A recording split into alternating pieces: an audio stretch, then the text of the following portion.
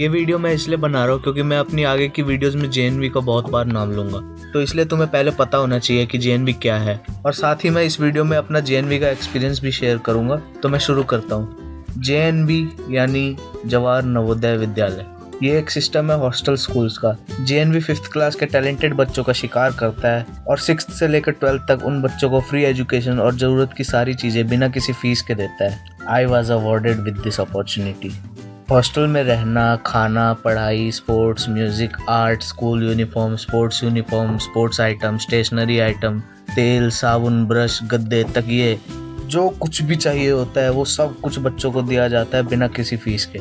बस जनरल और OBC category वालों को 9th के बाद 200 रुपये हर महीने फीस देनी होती थी, पर अब ये बढ़कर 600 हो गई है। तमिलनाडु को छोड़कर जेएनवी स्कूल्स पूरे इंडिया में फैले हुए हैं। हर डिस्ट्रिक्ट में एक जेएनवी है। लगभग 660 जेएनवी स्कूल्स है पूरे ऑल ओवर इंडिया, और उसमें से अभी लगभग 560 फंक्शनल है। दिल्ली में 2 जेएनवी है, एक मुंगेशपुर और एक जाफरपुर में।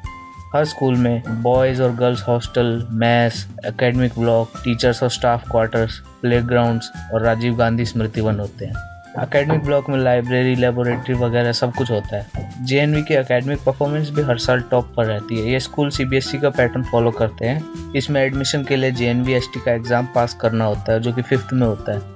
हर साल हर जेएनवी में 6th क्लास के लिए एग्ज़ाम के थ्रू सिर्फ 80 बच्चे सिलेक्ट होते हैं। वैसे 9th और 11th में भी एडमिशन होते हैं, पर उसका फंडा अलग है। कंपटीशन का अंदाज़ा तुम इस बात से लगा सकते हो कि 2015 में 1.8 मिलियन बच्चों ने जेएनवी एसटी का पेपर दिया था, और उसमें से सिर्फ 41,000 बच्चे ही सिलेक्ट हुए। मैं विकिपीडिया पेज का लिंक दे दूंगा डिस्क्रिप्शन में, तो अगर तुम्हें और जानना हो तो तुम वहाँ से जान सकते हो। हर जेएनवी एक माइग्रेशन सिस्टम को फॉलो करता है। इसमें 1 साल के लिए 9th क्लास में लगभग 20 बच्चे किसी और जेएनवी में भेजे जाते हैं और 20 बच्चे उस दूसरे जेएनवी से बुलाए जाते हैं, जो कि बहुत बढ़िया सिस्टम है। इससे दूसरी जगह के कल्चर के बारे में भी जानने को मिलता है। इसलिए हर जेएनवी में 3 लैंग्वेज सिखाई जाती है, हिंदी, इंग्लिश और एक अलग लैंग्वेज। मेरे जेएनवी में हमने गुजराती पढ़ी थी। जैसे आईआईटी वाले आईआईटीएन होते हैं, वैसे ही हम जेएनवी वाले अपने आप को नवोदयन कहते हैं। 5th क्लास में सर ने कहा फॉर्म भरोगे जेएनवी एसटी का? मैंने हाँ बोल दिया, जबकि मुझे पता भी नहीं था कि जेएनवी क्या है, और 5th क्लास की फरवरी में मैंने पेपर दे दिया। फिर मैंने दूसरे स्कूल में एडमिशन ले लिया 6th क्लास में।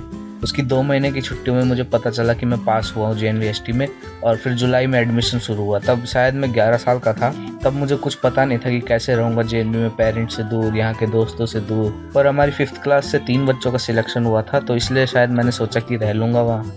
ज़रूरत की चीज़ें बक्से में भरकर हम वहाँ ले गए, और 13 जुलाई को मेरा एडमिशन हुआ। मैं बहुत नर्वस था।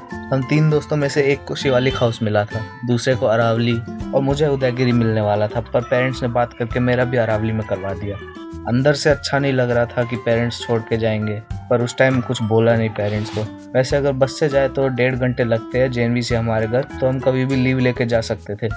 फिर हमारे पेरेंट्स हमें हॉस्टल में छोड़ के गए। मुझे नहीं पता था इतने सारे नए बच्चों और सीनियर्स के बीच में कैसे रहूँगा, पर तब इतना पता था कि मेरे जैसे और भी 79 बच्चे हैं यहाँ पे। कम से कम मेरे पास 5th क्लास के दोस्त हैं जिनके साथ मैं बात कर सकता हूँ, वरना तो किसी और को जानता भी नहीं था।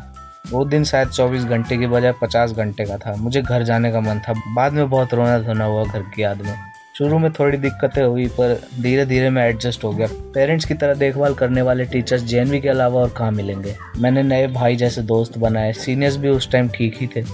जेएनवी का डेली रूटीन बहुत बिजी रखने वाला था। सुबह जल्दी उठो, पीटी में जाओ, नहा धो के ब्रेकफास्ट करो, फिर स्कूल जाओ और पढ़ाई करो। स्कूल टाइम के बीच में ब्रेक भी होता था। दोपहर में स्कूल टाइम के बाद लंच, फिर 1 से 1.5 घंटे का रेस्ट टाइम, फिर एकेडमिक ब्लॉक में डे प्रेप, जिसमें कुछ भी करो, सेल्फ स्टडी या होमवर्क, या टीचर ना आए तो मज़े करो। फिर 1 से 1.5 घंटे का गेम्स टाइम, फिर उसके बाद नाइट प्रेप, उसमें भी बैठ के पढ़ो एकेडमिक ब्लॉक में। फिर डिनर, हाउस मास्टर का हाउस में आना, फिर 10 साढ़े 10 बजे लाइट बंद।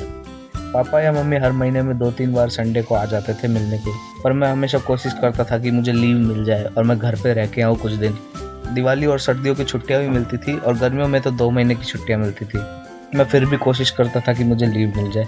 फिर टाइम गुजरता गया, बहुत सारी चीज़ें हुई, बहुत सारे कांड हुए, और 7 साल गुजर गए। कोई 2 बंदे पहले कभी मिले हो या ना मिले हो, चाहे इंडिया के किसी भी कोने से हो, पर अगर वो दोनों नवोदयन से, तो बिल्कुल भाई वाली फीलिंग आती है मिलने के बाद।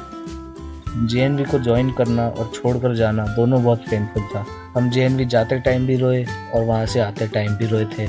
बस सारी यादें दिल में रह गई, जो कि बार बार रोने को मजबूर कर देती है। वहीं पर मेरा म्यूज़िक में इंटरेस्ट डेवलप हुआ, वहीं मैंने म्यूज़िक सीखा, जान से प्यारे दोस्त बनाए। तो मैं अपने आगे की वीडियोस में जेएनवी का बहुत बार नाम लूँगा। तो अब तुम लोग समझ गए हो कि जेएनवी क्या है। उम्मीद करता हूँ तुम्हें ये वीडियो पसंद आई होगी। अगर तुम एक लाइक ठोक दोगे तो मज़ा आ जाएगा।